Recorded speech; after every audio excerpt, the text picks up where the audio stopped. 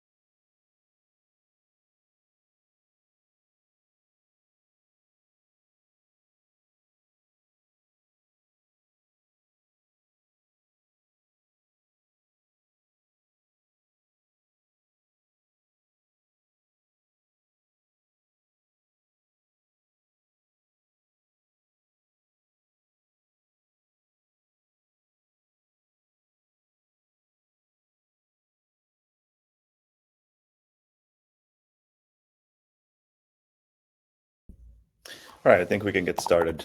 There'll probably be some people dropping in as we go here, but that's fine. So yeah, welcome. Thanks guys for joining us, for taking the time out of your day to spend this hour or so with us. My name is Joshua. I work as a chief marketing officer here at Genero, and with me I have my colleague and cousin. Hi, my name's Kent. I work as a growth hacker here at Genero. And yeah, the two of us have been kind of planning out this webinar and thinking about talking about the topic of today. So just very briefly about Genero, we are a growth marketing agency focused on delivering growth through digital channels, full service agency, doing everything from content to pay to tech and SEO, paid media, and everything in between. We've been around for 13 years, about 125 people at the moment, working across industries, mainly in the Nordics, but also Europe wide, and even in other continents as well. And we're really focused on growth, so driving measurable, sustainable, profitable growth for our clients. Few things about the webinar. So first of all, this webinar, we've designed it for marketers and decision makers. So it's not meant to be very, very complicated, complex. You don't need a degree in data science to get something out of this. The second thing is that we have people from a very broad spectrum. So we have everything from solopreneurs to people working at global corporations. So obviously, the amount of resources that these it varies a lot. So what we've tried to do is introduce some high-level concepts that can be applied very broadly by everyone. So it's not specifically for you don't need a huge marketing budget necessarily, or a data science team to be able to apply these concepts that we're going to share. Second of all, or thirdly, feel free to use the chat to ask questions at any point. We will have some time at the end of the webinar to go through those questions. So yeah, feel free to ask as something comes up. And finally, there will be a recording of this webinar that's going to be sent to all of you by email after the webinar ends.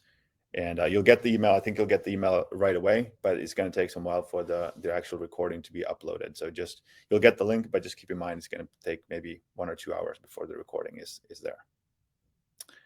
All right. So obviously the big question is, why are we here? Why have you decided to spend this hour with us discussing this topic? And really, This is something that me and Kent have been discussing quite a bit throughout the year. And when it comes to using data and how we can use data in marketing, there's really been quite a few changes this year, but also in the preceding years. So to kind of mention a few, one is there's been a much bigger emphasis has been put on privacy. So if you guys have been remember back in, like, let's say prior to 2016, it used to be kind of the wild west of data collection and everything. Kind of, there were no rules. You could collect anything you wanted. But then since then, we've had the Cambridge Analytica scandal. We've had regulations in the form of GDPR and such. Apple's iOS 14 update, that was a very significant. And of course, third-party cookies going away. So we've got all these regulatory and companies making these changes in the light of privacy that has had really big impacts on how we collect data and both the quality and the quantity of the data that we can collect. So that's been a big trend that's not looking like, it doesn't look like it's going to reverse. Of course, new this year is that we're heading into very economically uncertain times. Consumer confidence is very low. Companies, and we know that in times of uncertainty, one of the things that kind of gets cuts first is marketing. So there's increased pressure on marketing to be able to clearly show the value that it brings, right? When times are good and there's plenty of capital, then we can invest in all kinds of marketing efforts. But now companies are looking to actually at what actually is driving that ROI. So here's just a graph showing what happened in 2008, 2009, the financial crisis. As you can see, the GDP growth, global GDP growth was negative. So there was a contraction, obviously, because of the crisis, but there was a much bigger contraction in marketing spend. So marketing tends to be one of the first things to be cut, and there tends to be an overreaction, right? So that puts pressure on us as marketers to be able to use data to show the value that we bring. And I think you all would agree with this, that the world has gotten very complex, noisy, and fast-paced. And there's a ton of different ways you could visualize this. I think a great example is all the hype that we've seen with the new ChatGPT that was released, I think it was a month ago or so. And, has all kinds of implication for marketing. It just kind of came out of left field for a lot of people. Here's another way to look at it. Here you can see all the different tools and services that are available for in the marketing technology landscape. So obviously there's massive, right? There's been a huge increase in all these platforms and tools and opportunities, and it's very hard to make sense of all of it. So in the light of all these trends, and there are others as well, it's very clear to us that kind of the world is changing and we need to change with it. So that kind of got us thinking that there really needs to be, if you want to be able to use data and not to improve your marketing and to run as efficient a marketing operation as possible in 2023 and beyond, really think that you need a new, updated kind of understanding of how to use data and approach to how you use data. In other words, an updated marketing playbook. And so that's what we're going to be presenting to you today. Kind of a few simple rules that you can apply, that any one of you should be able to apply in this increasingly complex world. Obviously, there's a ton of things that we could go into. Me and Kent, we've been talking about this for many hours, and I know that we would love to talk about all of this for 20 hours plus, but that's not very. That's probably not what you're looking for. So we limited ourselves to 3 different topics: measuring and evaluating performance, using data to make decisions, and setting goals. And so we're going to go through all these three different concepts or areas. That's the agenda for today. Obviously, quite a few things that we're not going to be able to cover, such as A/B testing, which is obviously very important. But we feel that these concepts, these areas, that's going to provide you with a really good foundation for how to think about data-driven marketing in the next year and beyond. So without further ado, there you go, Ken. Thank you, Joshua. All right, so first and foremost, in my opinion at least, being able to measure and evaluate how well you're doing is absolutely essential. But in our experience, this is not nearly as straightforward as you might think. let's first look at one major challenge with measurement. And this is also a mistake that we see most companies make, actually, and it's costing them millions. First, an example. During COVID, Airbnb paused marketing to save almost $1 billion a year in marketing spend. Surprisingly, what happened was that they only saw about a 5% decrease in traffic. And it's not only Airbnb. Here's a bunch of examples of brands spending hundreds of millions with seemingly no effect. So the question is, how is this possible? The answer is simple.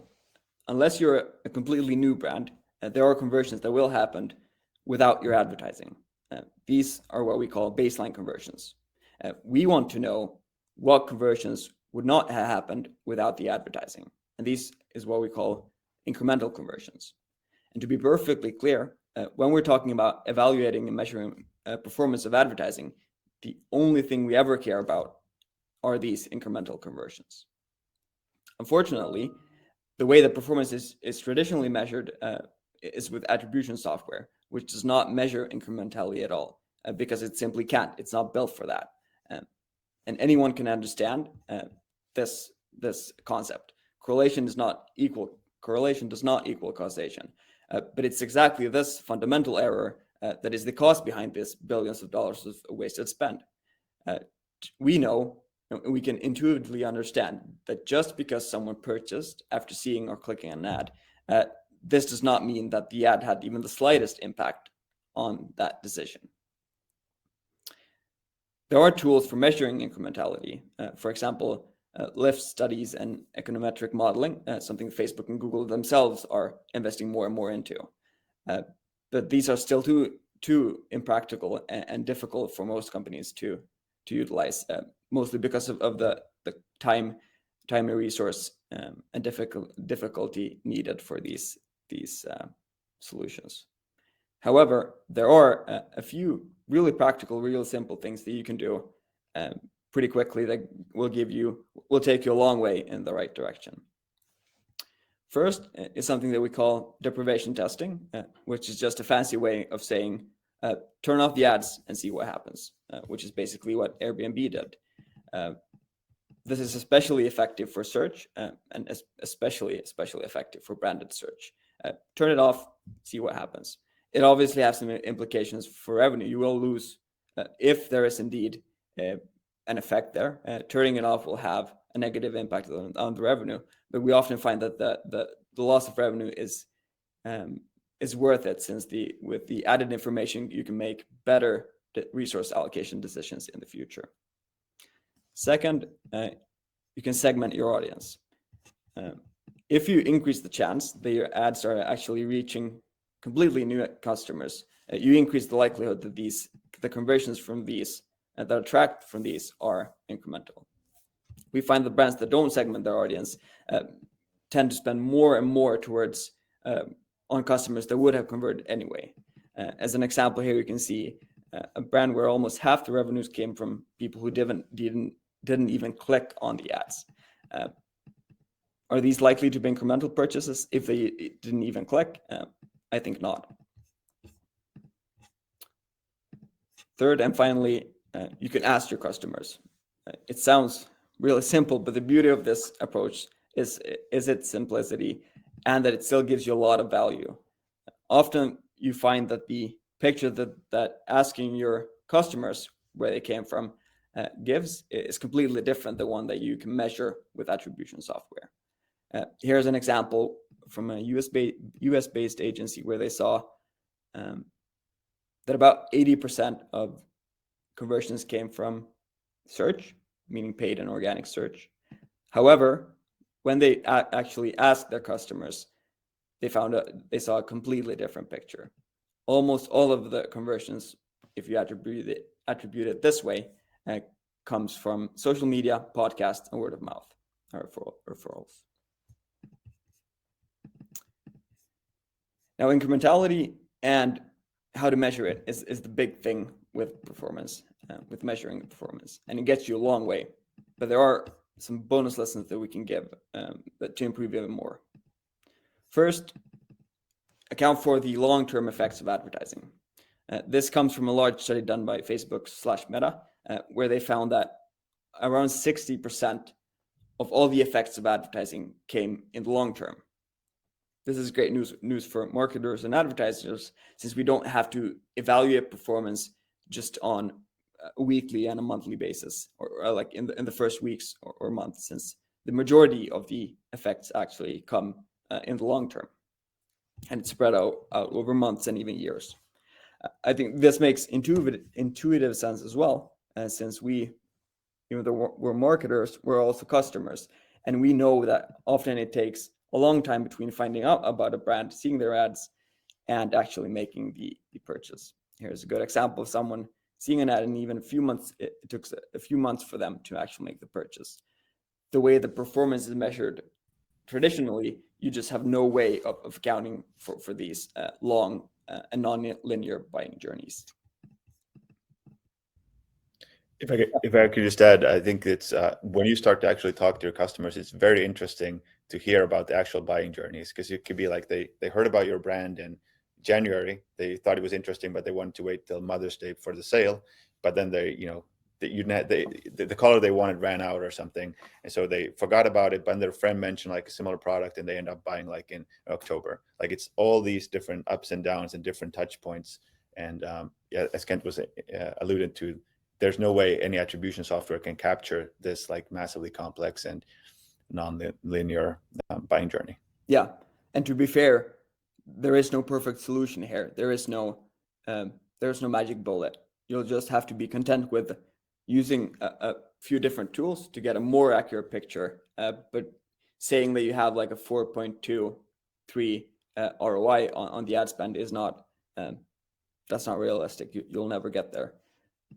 So you'll get, as you learn more, as you test more, you get directionally correct data, but you won't get sort of a completely accurate picture, especially thanks to the facts that Josh mentioned, the long and very complex sort of buying decisions that are made.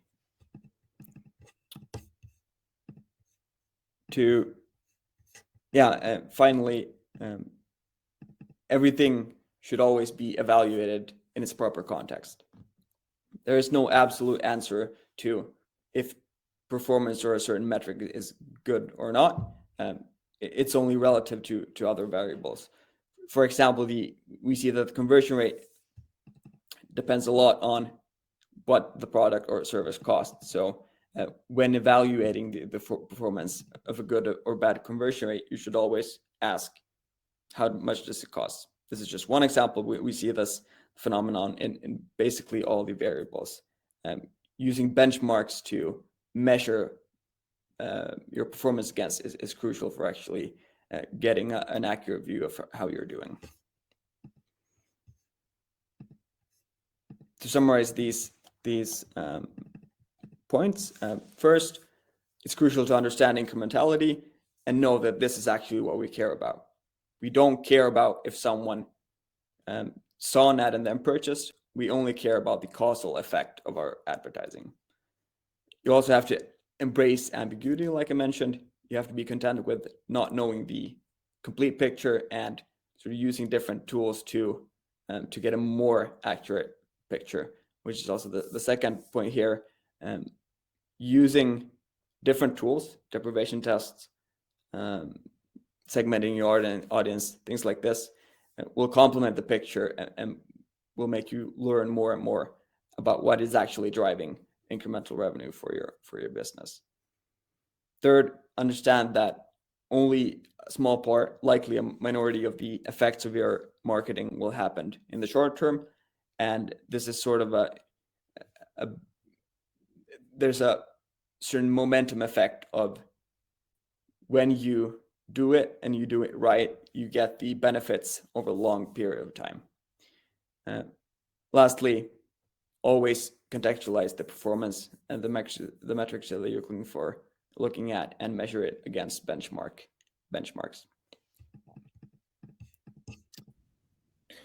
And just kind of maybe make this a bit more concrete. So the way we take this approach in our marketing as well, we're definitely always looking at the numbers. We're looking at the attribution. we're looking at what for running Facebook ads, obviously looking at ad performance specific KPIs, but also just always looking for qualitative signals. So always keeping kind of our ears peeled for what people are thinking about the content we're sharing. This webinar is an example of that.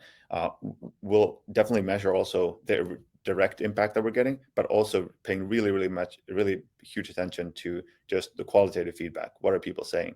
And we do that for all the content that we're sharing. So it's like this, you're in this two different modes of like being very quantitative, but also being highly, highly qualitative.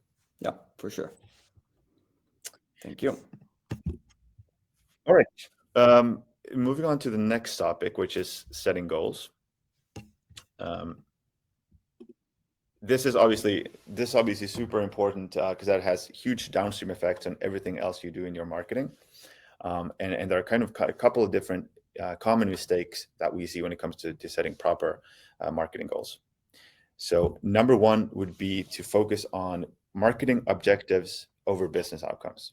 So if you can imagine all the different goals you could have, you can imagine them on a spectrum. So goals that are easier to measure tend to be less relevant, and goals that are harder to measure tend to be more relevant. So here you can see an example. Like if you want to just measure, let's say, impressions or clicks, that's very, very easy. If you want to measure, which channels drove which MQLs, that's a little more difficult, but fairly straightforward. But then we get into like measuring actual customer, like the closed deals, the CPAs, and of course, eventually like actual profitability, LTV. That's very, very complicated. So one of the problems that we see is companies tend to focus on the bottom left corner where you have the marketing objectives because these are easier to measure. The problem is that these do not necessarily correlate well with actual business outcomes. So you can have tremendous performance in all the marketing metrics, but no actual revenue or profit, which is what business eventually care about. So what we recommend is your top goal should be a business outcome. And I think a good definition here is if it's something that gets your CFO excited. Like if you start talking about, some brand metrics, which may be very relevant, but that's not really necessarily appropriate as a top goal. So you want to go as far as possible up in the right the right side, right hand corner, because obviously there's a limit to what kind of data you can collect. Very few companies are going to be able to accurately measure LTV and make decisions based off of that. But revenue, that should be possible for most companies. The second thing is focusing too much on volume. So here's an example for some campaigns or a campaign that we tested internally. So you can see that campaign B had a significantly lower cost per click. And if you run any type of digital performance marketing before, you probably can guess what the actual end results were, which was that campaign B, which was optimized for driving traffic, had indeed a much lower CPC, but subsequently, as a result of that, it also had a much lower conversion rate, less than 1/10 of the campaign A. So we ended up actually with a 4 times higher cost per lead as opposed to campaign A. So this focus on volume is very, very tricky. It's something that we see a lot of companies do, and it's not just when it comes to clicks. The same can be applied to leads as well, right? It's not optimal to focus on increasing the volume of leads. What you really want to focus on, again, is those business outcomes. And there's a big risk because it's so tempting to think that if we only could reach millions of people, we could have this many clicks, then surely we could convert at least some percentage of them. But as you can see, if you just focus on volume, you reduce the friction, which means you reduce the quality, and you end up with very, very low conversion rates. So if you actually do the measurement until the actual endpoint that you want, which is typically revenue or profitability, you will find that all the campaigns, all the efforts that you've done that are focused on volume will have worse end results. And here's just one kind of funny example to highlight this as well. Numbers like volume numbers, like impressions or clicks, or even things like leads or adds to cart or whatever it happens to be, signups, they can be very misleading. And you think you're sitting on this gold pile, this pile of like this massive valuable asset, like 2 million followers in this example. But then when you try to monetize it, it turns out that you can barely, like there's no buying intent there. So always focus on quality, always focus on actual buying intent, as opposed to just trying to maximize reach or clicks or engagement or what have you. A third common problem is that you have conflicting goals, and this sounds very kind of obvious, but it does happen. It does happen quite a bit. So in a kind of typical example would be when you have you kind of you're assigned to both, on one hand, increase marketing revenue, which is a very, very good thing, obviously. But then on the other hand, the company or CFO or board or CEO or whoever also wants to keep the customer acquisition cost as low as possible, right? Both of these can be very good goals in and of themselves. The problem is if there's no clear hierarchy, prioritization between the two, it creates a lot of confusion and potential problems down the line.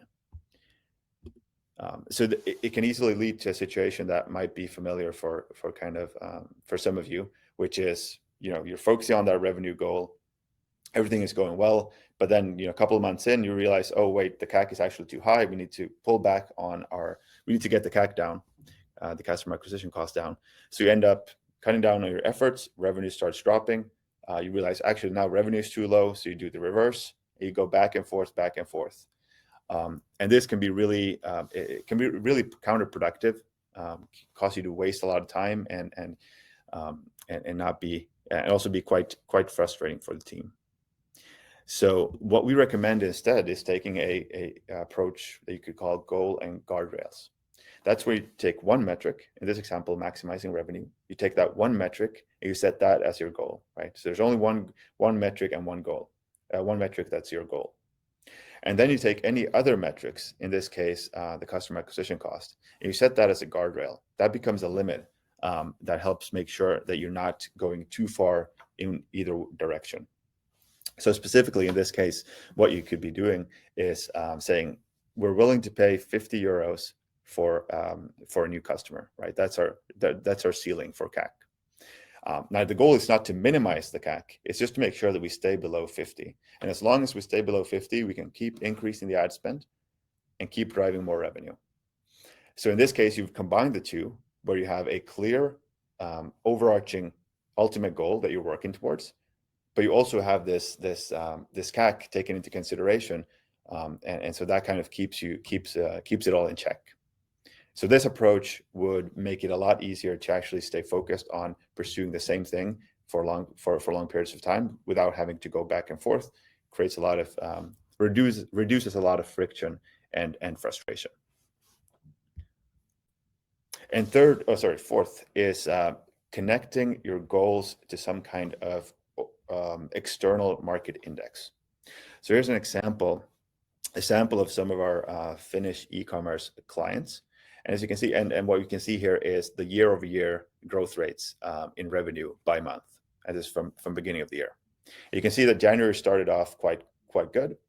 There was a decrease in February, March as well, and then April, quite a significant decrease. And we know what happened end of February. There was the invasion of Ukraine, which had a big impact on consumer confidence in Finland, had a big impact on e-commerce spending in general.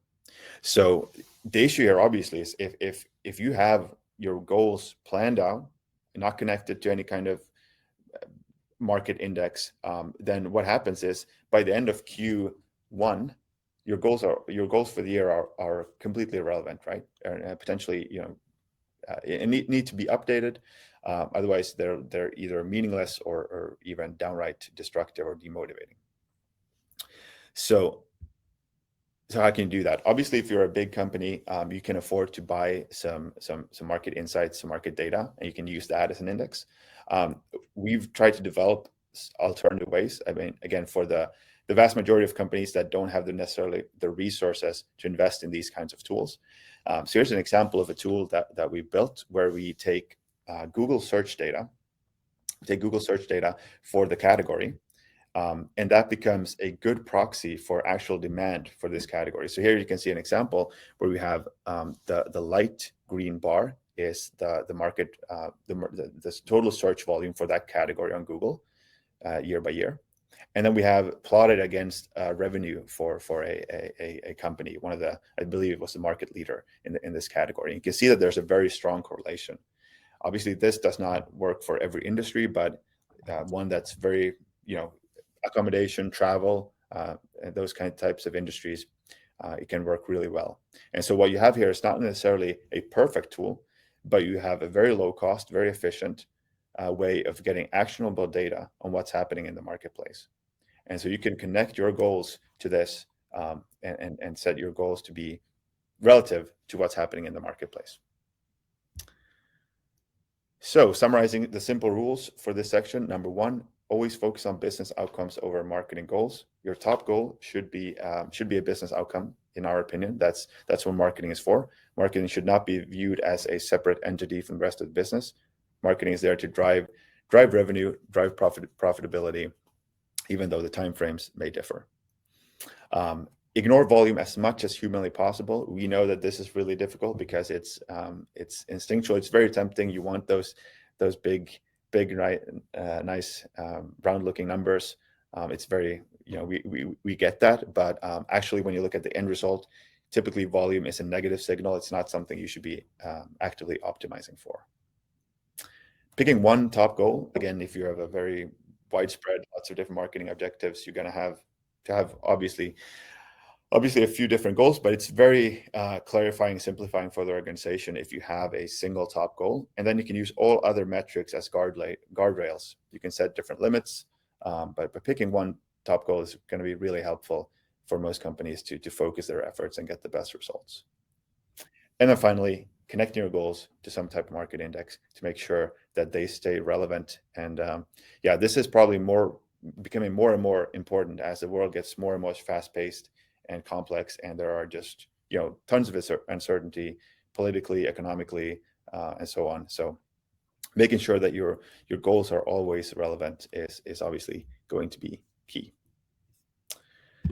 All right, final section. Final topic we wanted to go through is about how you can use data in your everyday work to make decisions. There are a couple of common pitfalls that we see companies make, but they are easy to avoid if you know how to spot them. So first is something that we call noise-driven marketing. To illustrate what this is, imagine this scenario. You build an absolutely beautiful dashboard with a lot of graphs and a lot of colors that tell you if good things or bad things are happening. And one day, one of your graphs is showing red. Some number went down with 20%, let's say. This triggers an investigation, which leads to you finding the reason, or you might not, for the drop. But regardless, it usually doesn't lead to any better understanding of how it works, or crucially, to any long-term improvements.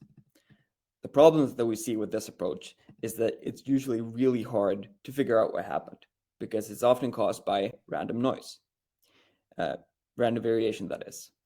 You can spend a lot of time investigating these variations, or you can ignore most of these and get a lot of time back. In our view, the solution is twofold. First, focus only on key metrics, a few key metrics, such as revenues, and ignore secondary metrics. This leads to fewer distractions and the right priorities. Most metrics should have an acceptable range for variation, and if it moves within this range, even if it drops, it doesn't trigger an investigation. It's only when it goes above a certain threshold that you start looking into it. Second is to zoom out. When you look at longer time periods, the noise disappears. Here's an example from a client of ours looking at daily sales. It's really hard to sort of see any trends here, to even see what's going on. But if you zoom out and look at quarterly data, we can see that there's a clear increase in revenues over a long period of time. Next, knowing which data to ignore. Variations and changes are part of the game. If we're always being reactive, we'll run around in circles and get nothing done. Data, we find, is a good servant, but a bad master. This is why you need a long-term vision developed through judgment, expertise, and yes, data too. A/B testing, we find, is not a good substitute for these. Having a long-term vision and being data-driven are not mutually exclusive. They just look at different time frames. Building a brand, implementing strategy, creating a category, these things, they take time. Example, our client Friends and Burgers launched the first better burger chain in Finland. They first opened their restaurant in 2014, and it wasn't an immediate success. A lot of people didn't understand the concept and were skeptical and thought it wouldn't work. They thought that there wasn't a place on the market for something like this. But the founders stuck with their vision. They believed in it and that it would eventually work. And crucially, the belief wasn't unfounded. It was inspired by seeing similar concepts work abroad. They reacted to specific feedback and improved the product incrementally. And as it turns out, they were right. As of this moment, they now created the better burger category in Finland. They've opened over 20 restaurants so far, and is now the most popular restaurant chain in Finland, based on a few studies. This is what happened when you have a long-term vision. Just to add to that, so what Friends and Burgers did was they were able to combine these kind of two approaches very, very well. On one hand, being very open to feedback, being very aware of what customers are saying to improve the concept. So now we're talking not just about marketing, but also the overall operations of the company. So they were doing that on one hand, while having this long-term vision that they were pursuing. So it's about combining the two and using different time frames, knowing that if we're going to actually build this brand, create this category, we're talking about years. We're not talking about months or weeks. Yeah, indeed. And where the vision is needed is that if they had relied solely on, for example, A/B testing, they pretty quickly would have realized this does not work. So zooming out, having the long-term vision is key, especially if you want to do sort of larger things such as this. The third pitfall that we see is thinking that data can solve all your problems. Data is good, but it's not all that matters. We find that it's too easy for companies to sort of want more and more data all the time instead of acting what they already have. Oftentimes, it's better to make a decision with 70% of the data that you need, because waiting for you to get 90 or even 100% simply takes way too long. You have to be brave and take decisions based on limited data. Secondly, thinking that you always have to have data. We often find that data can become a substitute for good thinking, for using judgment and taking measured risks. Oftentimes, a non-data backed argument can be even better. For example, saying that this feature does not seem like a user-friendly feature. I find it is a great argument, even if you don't have the data to back it up, given that you have the appropriate level of expertise and experience to develop that judgment. We believe that marketing is fundamentally about using creativity and judgment to create something new. And that's a large part of what we as marketers get paid for. The most memorable and effective campaigns are not, we believe, created by focus studies. Obviously, Steve Jobs is an example of this. Just relying on data, which is by its nature is lagging, meaning it's based off what people have liked and what people have thought so far. You won't create new things. That's a great example of Henry Ford saying if he had relied on data, he would have tried to develop faster horses. Instead, using a vision and judgment backed up by data, he created something completely new, and obviously was a great success. Sometimes you need to do completely new things. Once again, a summary. First, try to use as few metrics as possible to minimize the sort of noise. Also, focus on the key metrics. Secondly, set thresholds for acceptable and normal variation. And when it's within that acceptable range, you don't go investigating every change in that metric. Third, create a vision for the overall direction of your efforts, regardless if it's on a company level or if it's just your marketing department. But don't test everything. Instead, use data to inform your vision instead of the other way around. Lastly, use your judgment. Don't be afraid to override the data with judgment given that you have the experience, which you should have. So you don't always have to have a test for you to be able to tell that this is not a great feature, for example. All right, thanks. Yeah, so kind of to summarize from our point of view, the most important things, I think it's really important to just kind of state the obvious, which is that being data-driven is not a choice, because we're surrounded by data. So we're going to have to use it to make our decisions. So the only question is, do we do it well or do we do it poorly? And we strongly believe that having the right mental models and frameworks is the foundation. It's not as much about the specifics. Those are important as well, but that's what you put on top. That's not something you can build on. You need to have the right approach to understand how to think about data, which data to use, and so on and so forth.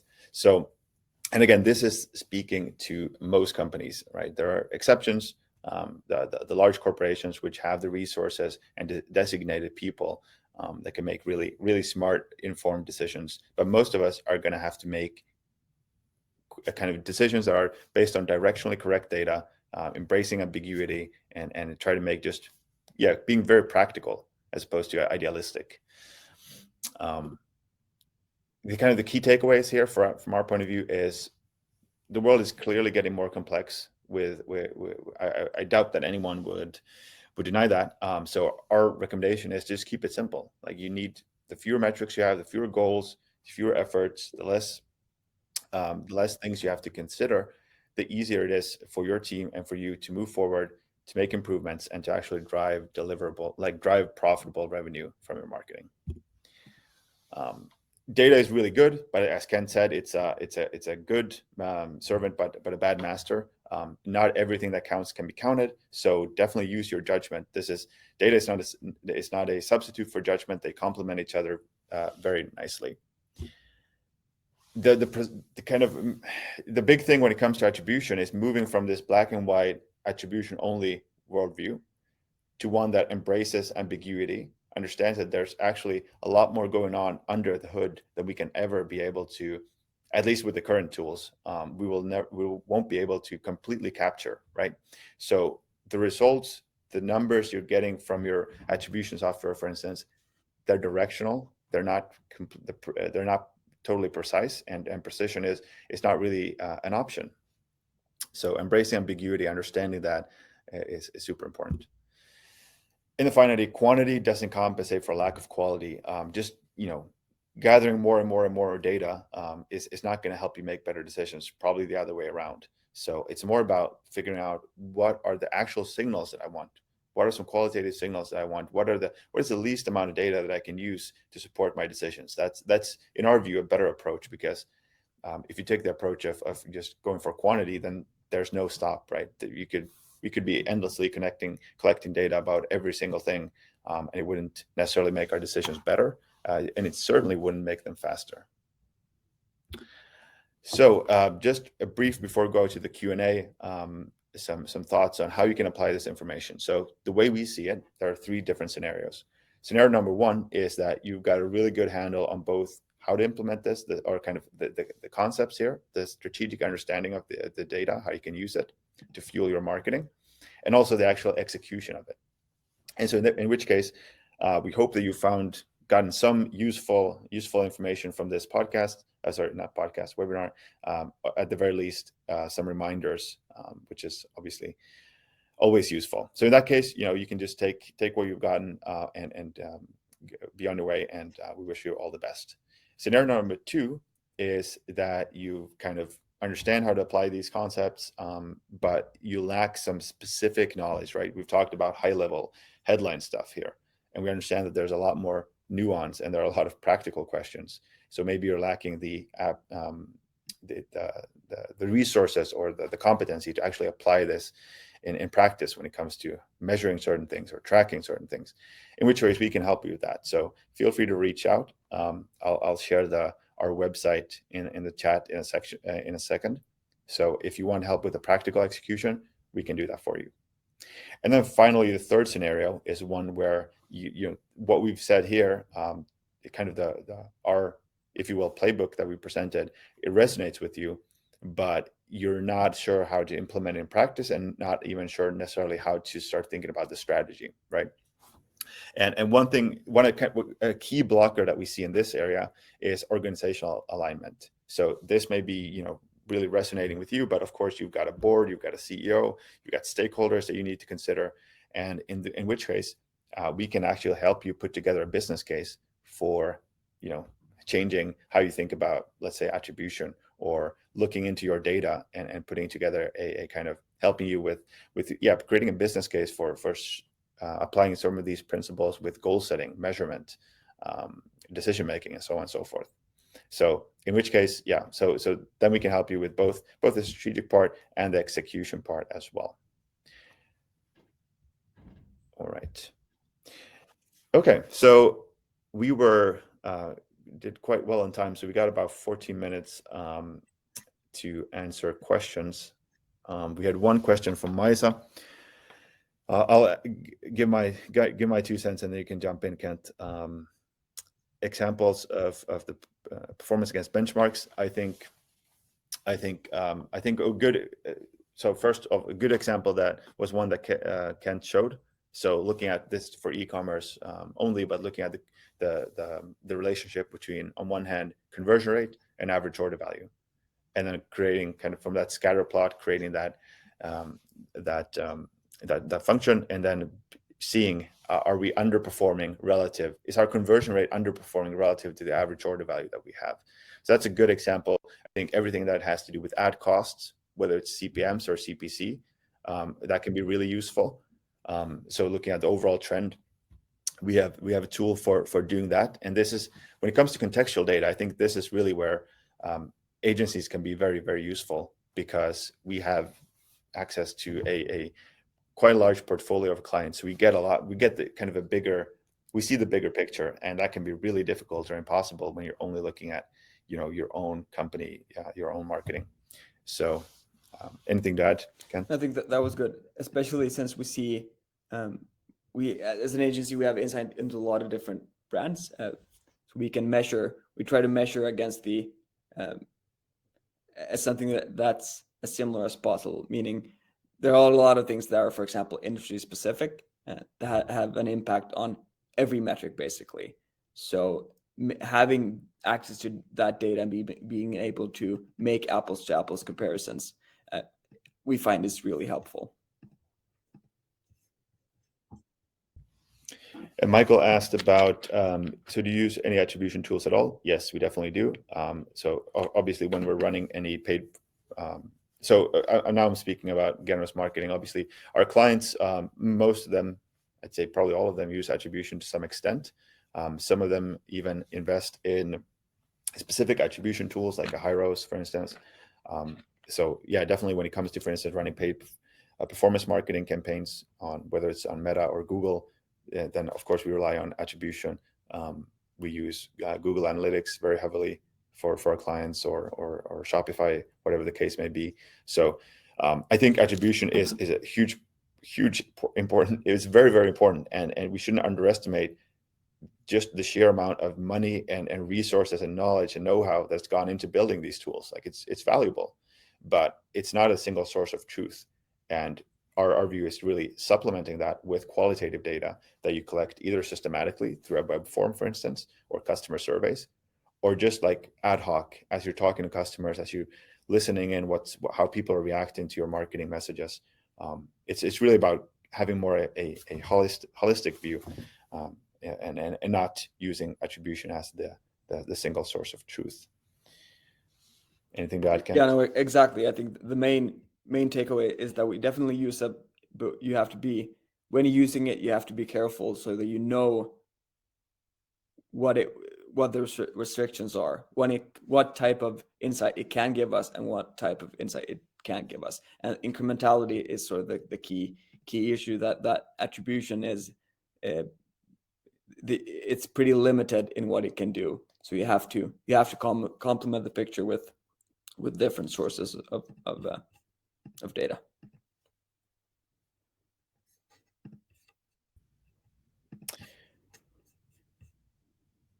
You mentioned GA. Do you see it going away, being illegal? I mean, there's obviously been a lot of changes with GA4, and kind of been our view, and you can complement or you can jump in, Ken, but is that it's gotten, people are going to have to reconsider. It's unfortunately gotten weaker due to a lot of the constraints that have been placed on it, and so it's I think it used to be for again, we're talking about the small, medium-sized companies with very kind of straightforward, simple tracking analytics needs. That was a really good kind of out of the box, ready to use solution. But as we're moving into 2023 and beyond, you're probably gonna have to consider that, reconsider that. What do you think? Yeah, specifically when it comes to J, the way I understand it is that J4 is a big reason for the changes that is better with privacy issues. My understanding is that it's still not clear if it's enough. So for me, it's still an open question if J4 is going to be the tool that we use, or if Google is going to sort of develop it so it works with all the GDPR related stuff, or if it's going to move in a different direction. So for me, it's still an open question. And I think as we speak, the legality of everything is still being discussed. I don't think the full implications of GDPR are clear yet. So things only time will tell. Basically, I'm not going to be able to profitize what's going to happen. And we've had, I mean, GA4 has been a big topic for us internally. We got a team, a few guys here who have been really diving deep into that. So Michael, if you're interested, just contact us, and we're happy to discuss everything from the very practical setting up GA4 to kind of what we think about the long-term implications from both effectiveness point of view and also regulatory point of view. All right. There doesn't seem to be any other questions coming our way. So I think we're just going to wrap it up here. Thanks a lot to everyone who, for taking the time out of the day to spend this rough hour or so with us. Like I said, there's going to be an email with the recording, so feel free to rewatch and to share it with your colleagues and friends and family.